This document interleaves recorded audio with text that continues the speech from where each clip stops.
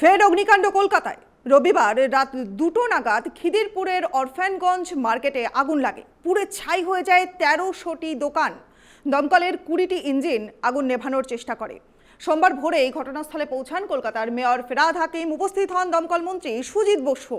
দমকল মন্ত্রীকে ঘিরে বিক্ষোভ দেখান স্থানীয় বাসিন্দারা। তবে আগুন লাগার কারণ এখনো পর্যন্ত স্পষ্ট নয়। হতাহতের কোনো খবর এখনো পর্যন্ত পাওয়া যায়নি। তবে সূত্রের খবর বলছে যে এই দোকানগুলিতে প্রচুর পরিমাণে দাহ্য বস্তুতে পরিপূর্ণ ছিল।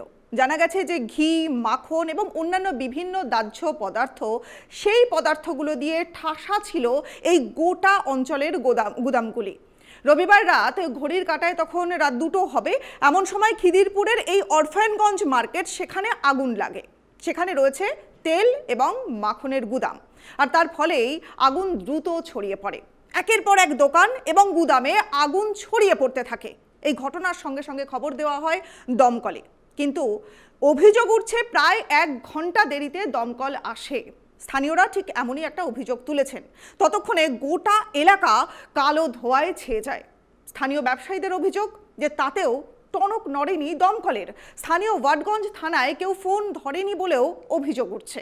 ব্যবসায়ীদের দাবি যে এরপরে তারা 100 নম্বরে ডায়াল করেন এবং তার প্রায় ঘন্টা দেড়েক বাদে ঘটনাস্থলে পৌঁছায় দমকলের 20টি ইঞ্জিন। ব্যবসায়ীদের আরও বেশ কিছু অভিযোগ কিন্তু রয়েছে। তারা অভিযোগ করছেন যে এই যে দমকলের কাছে প্রয়োজনীয় জল ছিল না, এবং তাদের সূত্রানুযায়ী যা জানা যাচ্ছে যে অভিযোগ উঠে আসে দমকলের কাছে নাকি পাম্পে তেল ছিল না। পাম্পে তেল না থাকার কারণে প্রথমে কাজ শুরু হলো না এবং তারপরে তারা তেল আনতে ছোটে। পরে গঙ্গা থেকে জলের ব্যবস্থা করে বেশ কিছুক্ষণ পরেই আগুন নেভানোর প্রক্রিয়া শুরু করা হয়। সোমবার সকাল, অর্থাৎ আজকে সকালেও কিন্তু একাধিক জায়গাতে পকেট ফায়ার সেগুলো দেখা গেছে।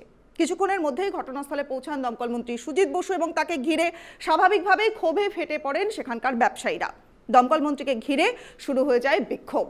সুজিত বসু তিনি জানান যে ফায়ার পকেট চিহ্নিত করে আগুন নেভানোর কাজ শুরু হয়েছে, সেটা চলছে। তিনি আরও বলেন যে যেহেতু এই যে এলাকা, এই গোটা এলাকা গলিগুলি খুবই সরু এবং একটা ঘিঞ্জি জনবসতিপূর্ণ এলাকা, সেই কারণেই দমকলের গাড়ি ঢুকতে দেরি হয়ে যায়।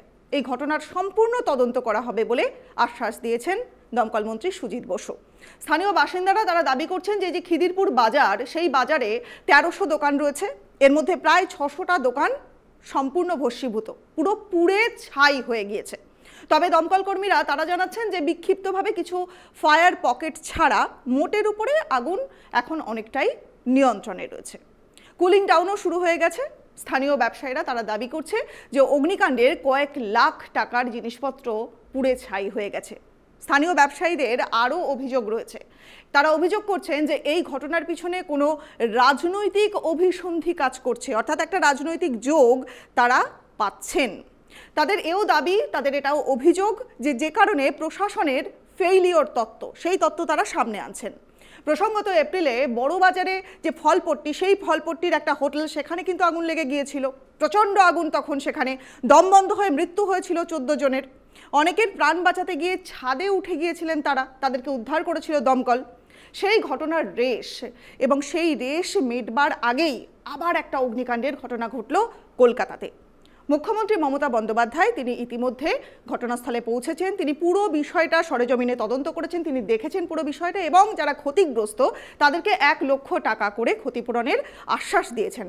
পাশাপাশি মুখ্যমন্ত্রী মমতা বন্দ্যোপাধ্যায় তিনি আশ্বাস দিচ্ছেন যে এই যে বাজার, সেই বাজারটি প্রতিস্থাপন করা হবে।